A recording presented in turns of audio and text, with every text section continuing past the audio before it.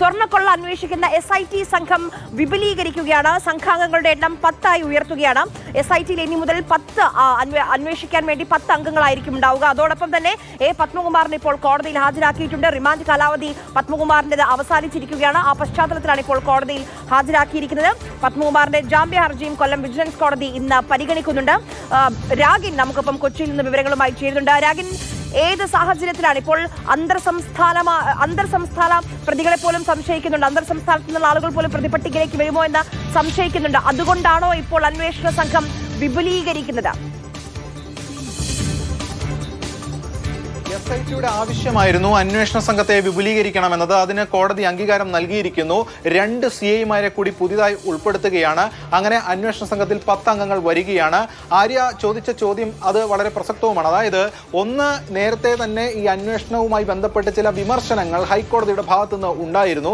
അന്വേഷണത്തിൽ ഒരു സ്തംഭനാവസ്ഥയുണ്ട് എന്നടക്കമുള്ള കാര്യങ്ങൾ കോടതി അന്ന് ചൂണ്ടിക്കാണിച്ചിരുന്നു. മറ്റൊന്ന്, ജനുവരിയിൽ ഈ കോടതി നൽകിയിട്ടുള്ള സമയപരിധി അവസാനിക്കാനിരിക്കുകയാണ്. ഇതിൽ മൂന്നാമത്തെ കാര്യമെന്ന് പറയുന്നത് ഇപ്പോൾ മണിയെ അടക്കം തിരുവനന്തപുരത്ത് ചോദ്യം ചെയ്തുകൊണ്ടിരിക്കുന്നു. ഈ കേസുമായി ബന്ധപ്പെട്ട മാനങ്ങൾ ഒരുപാട് മാറി വരുന്നു. ഇതിന്റെ അടക്കം പശ്ചാത്തലത്തിൽ കൂടുതൽ ഊർജിതമായിട്ടുള്ള ഒരു അന്വേഷണം, കൂടുതൽ ടൈം ബൗണ്ട് ആയിട്ടുള്ള ഒരു അന്വേഷണം ഇതിൽ ആവശ്യമാണ്. അപ്പോൾ എത്രയും വേഗം അന്വേഷണം നടത്തി കൂടുതൽ കാര്യങ്ങളിലേക്ക് പോകുന്നതിന്റെ ഭാഗമായിട്ട് ഈ SITക്ക് കൂടുതൽ കാര്യങ്ങൾ ചെയ്യുന്നതിന്റെ ഭാഗമായിട്ട് കൂടുതൽ ഉദ്യോഗസ്ഥരുടെ സേവനം ആവശ്യമാണ്. ഇതിന്റെ ഭാഗവും കൂടിയാണ് SITയുടെ അപേക്ഷ.